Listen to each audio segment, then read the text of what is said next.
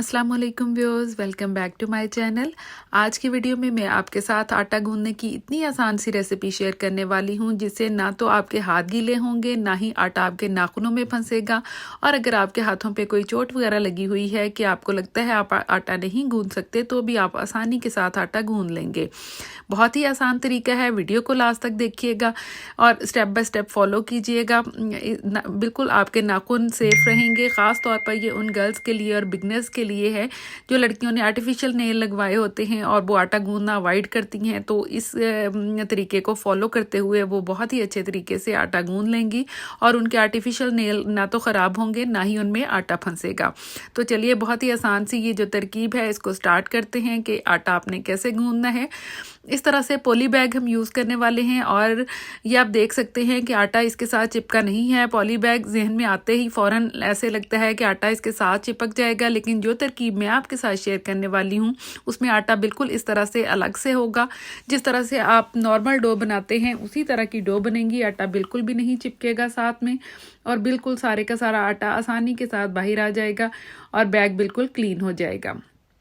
तो चलिए, ये देखिए मेरे पास एक जिप लॉक बैग है। आप सादा बैग भी यूज़ कर सकते हैं, लेकिन इसी शेप का हो। जिस तरह शापर होता है या उसकी कॉर्नर्स होते हैं उस तरह नहीं होना चाहिए, इसी शेप में हो। प्लेन बैग भी यूज़ कर सकते हैं। यहाँ मैंने 5 कप आटा लिया है। ये देखिए, इसमें पानी किस तरह से डालना है और आटे को शापर से चिपकने से किस तरह से बचाना है ये भी मैं आपको साथ साथ बताती जाऊंगी।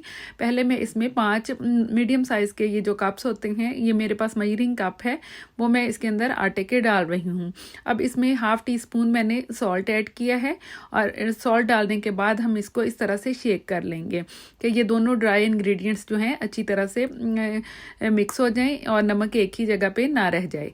ये देखिए, इस तरह से इसको हिला के मैंने दोबारा से अब इस बैग को ओपन किया है और इसमें मैं 1 कप पानी ऐड कर रही हूँ। ये वही कप है जिसके साथ मैंने आटा मेजर किया था। अब आहिस्ता आहिस्ता इस तरह से इसको पकड़ के हिलाना है। आपने बैग जो है वो मीडियम साइज़ का लेना है, यानी पतला बैग ना हो कि वो आटा डालने से फट जाए। अब इसमें हमने जो एयर रखी है, ये देख सकते हैं आप, जो हवा है उसका आपने ख़ास ख्याल रखना है कि इतनी हवा हो कि आप जब इस तरह से इसको दबाएं तो हवा जो है उसका वो बाहर एकदम से ना निकले, यानी बैग फट ना जाए।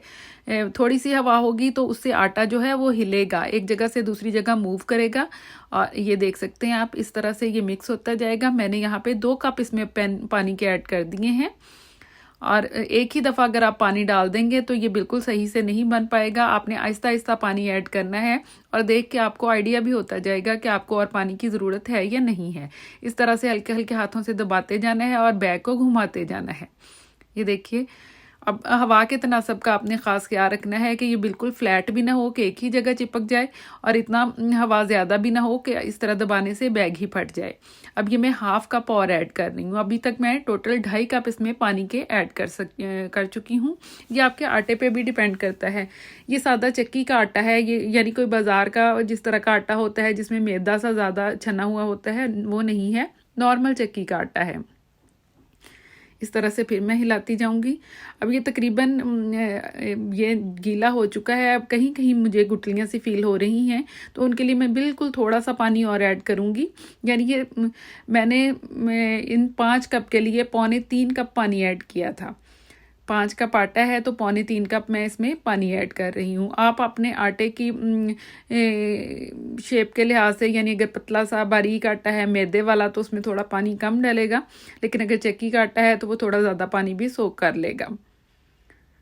ये देखिए, इस तरह से अप डाउन करें, लेफ़्ट टू राइट, और इस तरह से हल्के हल्के हाथों से दबाएंगे तो ये सारे का सारा जो है वो, ये देखिए आप, बैग में नीचे की तरफ आता जा रहा है। ये देखिए, लेकिन हमने एक और ट्रिक भी यूज़ करना है जिससे ये जो बैग के साथ चिपका हुआ है वो जो है वो नहीं चिपकेगा, और जो अगर चिपक भी गया है तो वो निकल जाएगा। ये मैंने थोड़ा सा और पानी ऐड किया था कि अब ये 2.25 कप पानी हो गया है। ये देखिए, फिर वही एयर को यूज़ करते हुए इस तरह से दबाएंगे। आप इसकी कंसिस्टेंसी देख सकते हैं कि ये बैग में इस तरह से इकट्ठा इकट्ठा होना शुरू हो गया है। अब यहाँ पे हमने इसको बैग से सेपरेट करने के लिए एक ट्रिक यूज़ करना है। यहाँ पे मैं ऑयल यूज़ करने वाली हूँ, कुकिंग ऑयल हम लेंगे थोड़ा सा। अगर आपके पास जिपलॉक बैग ना हो तो सादा बैग के ऊपर आपने नॉट लगा के तो फिर ये सारा प्रोसेस कर लेना है। अब 1 टीस्पून मैंने इसमें ऑयल डाला है। अब ये सारा ऑयल एक ही जगह नहीं चिपकेगा, बल्कि दोबारा से हम जिप को बंद करके इस तरह से इसको थोड़ा सा शेक करेंगे तो ये सारे बैग में ये ऑयल फैल जाएगा दोनों तरफ से। ये देखिए, इस तरह से इसको नीचे नीचे करते जाएंगे हम। ये बहुत ही आसानी से अलग हो जाएगा। आपके टोटल 5 से 7 मिनट लगेंगे, लेकिन इस तरह से ऑयल लगाने के बाद आपने थोड़ी देर के लिए इसको छोड़ देना है। 10 मिनट के लिए हमने इसको रेस्ट देना है, लेकिन उससे पहले ऑयल को अच्छी तरह से इसके अंदर हमने जज़ब करना है कि बैग में हर तरफ ऑयल लग जाए। अब ये मैंने इसको 10 मिनट के लिए छोड़ दिया है। अभी ये साइडों से बिल्कुल अलग हो चुका है बैग से। ये आप डो चेक कर सकते हैं। जब इसे 10 मिनट्स मज़ीद रेस्ट मिलेगा तो ये बहुत ही अच्छी तरह से सेट हो जाएगी। आपको इसको मज़ीद गूंदने की बिल्कुल भी ज़रूरत पेश नहीं आएगी। ये देखिए, अगर मैं इस वक्त भी इसको निकालना चाहूँ तो मैं किसी भी टिफ़िन वगैरह में इसको निकाल सकती हूँ। ये बिल्कुल अब बैग को छोड़ चुका है। ये देखिए, अब 10 मिनट के बाद मैंने इसे टिफ़िन में निकाल लिए है और जस्ट पानी वाला गीला हाथ इस पे लगा रही हूँ। ये देखिए कितनी आसानी के साथ इससे आप रोटी बना सकते हैं। मैंने कोई खुश्क आटा नहीं लगाया है और पेड़ा कितनी आसानी के साथ तैयार हो रहा है। यकीनन आज की वीडियो आपके लिए यूज़फुल होगी। वीडियो थोड़ी सी भी पसंद आए तो लाइक ज़रूर कीजिएगा। अल्लाह